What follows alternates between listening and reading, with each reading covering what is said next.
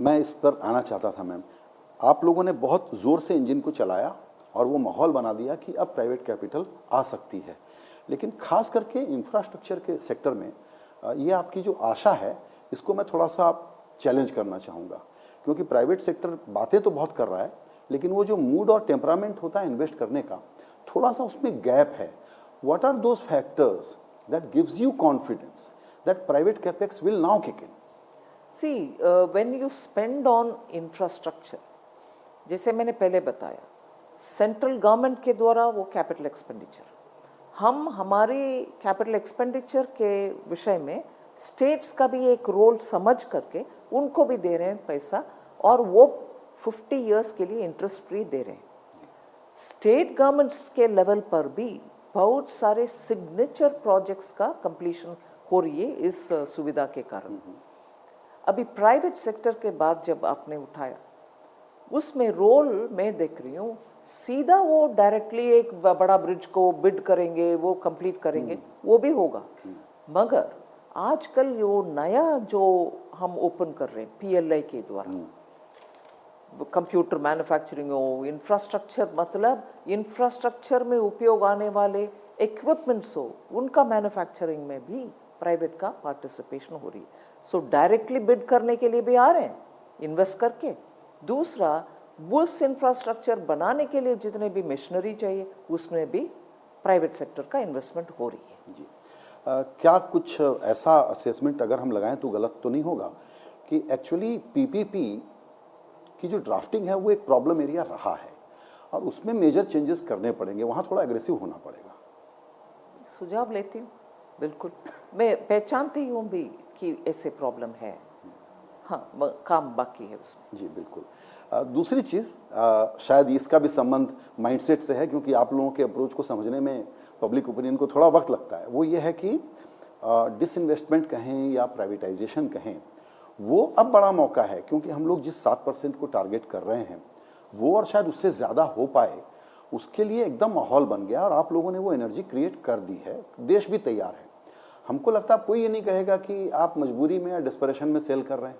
अब तो मौका है, आप अपनी वैल्यू कमांड कर सकते हैं और सेल कर सकते हैं, तो क्यों नहीं उसका कोई इंडिकेशन इस बजट में आपने दिया है, या ये इसको आप प्रायोरिटी मानते ही नहीं कि डिसइन्वेस्टमेंट एक बड़ी ज़रूरी और अच्छी चीज़ है? नहीं, डिसइन्वेस्टमेंट के विषय में मैं तो स्पष्ट वो policy, public sector enterprises policy ही 21 बजट में ले आए। उस समय ही हमारी कमिटमेंट फॉर डिसइन्वेस्टमेंट स्पष्ट हो गया है। इसमें पीछे हटने का, संकोच करने का कोई विषय ही बनता नहीं है। मगर डिसइन्वेस्टमेंट के बाद जब हम करते हैं, ये भी हम मानना चाहिए कि आजकल वैल्यूएशन के विषय में, लिस्टेड कंपनी हो, नॉट लिस्टेड कंपनी हो, सबके वैल्यूएशन का विषय एक जमकर बन रही है कि सचमुच वैल्यू क्या है इस कंपनी का। लिस्टेड कंपनी ही लीजिए, पब्लिक सेक्टर कंपनीज में बहुत लिस्टेड है, उनका वैल्यूएशन के ऊपर भी हम ध्यान देना चाहते हैं। इसीलिए अगर एक तुरंत डिसइन्वेस्टमेंट सेल हो गया वगैरह ना करते हुए भी काम उसमें बहुत चल रही है। कैसे काम? उनका असल में वैल्यूएशन क्या है, इंटरनल सिस्टम्स सही है कि नहीं। आपको एक छोटा विषय याद दिलाना चाहती हूँ। LIC का IPO घोषणा होने के कगार में जब हम थे, मुझे आश्चर्य लगा, मगर उसके बाद मैं रुकी नहीं, पूरे के पूरे ताकत लगा करके उसको सही भी किया। इंटरनल सिस्टम्स में LIC में बहुत सारे और गैप्स फिल करने का आवश्यकता था, अदरवाइज उसका टेक वैल्यूएशन करने में बहुत ही मुश्किल होता। पब्लिक सेक्टर अंडरटेकिंग्स पिछले लगातार 50 साल से या 91 से लीजिए, इंटरनली प्रोफेशनलिज्म ले आने के लिए बहुत कोशिश की, मगर ये प्रोफेशनलिज्म मार्केट ओरिएंटेशन के लिए इतना नहीं था।